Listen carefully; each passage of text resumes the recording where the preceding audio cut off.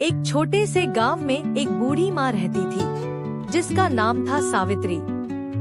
उसके पति का कई साल पहले देहांत हो चुका था।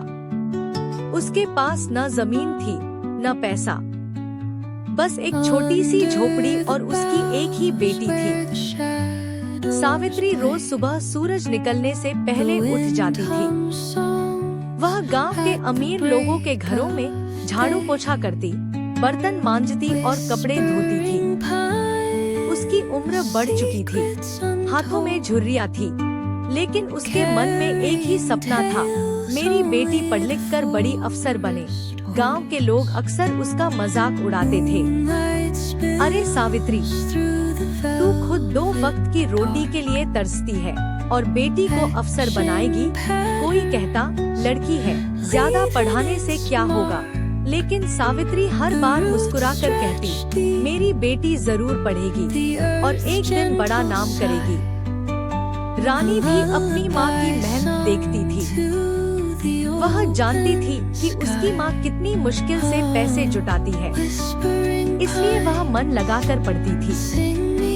स्कूल से आने के बाद वह अपनी माँ का काम भी कर देती थी। एक दिन स्कूल के शिक्षक ने कहा, रानी, तुम बहुत होशियार हो। अगर मेहनत जारी रखी तो तुम बड़ी अफसर बन सकती हो। उस दिन रानी ने तय कर लिया कि वह अपनी माँ का सपना जरूर पूरा करेगी। समय बीतता गया।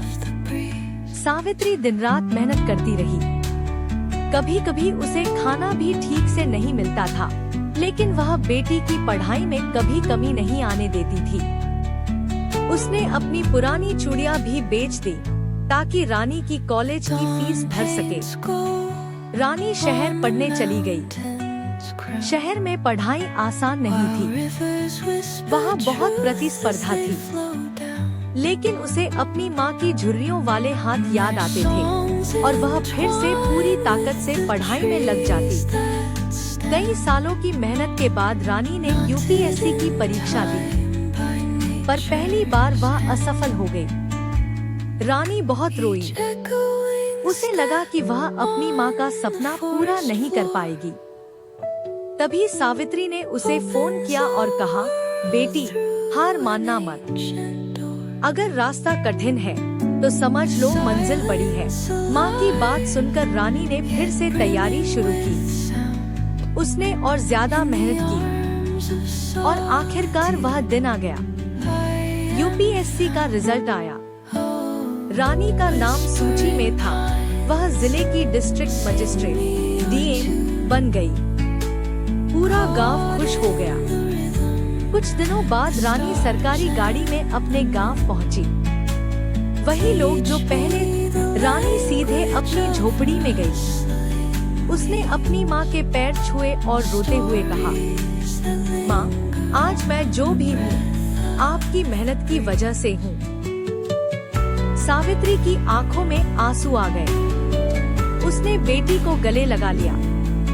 उस दिन पूरे गांव ने समझ लिया कि माँ की मेहनत और बेटी की लगन से कोई भी सपना सच हो सकता है।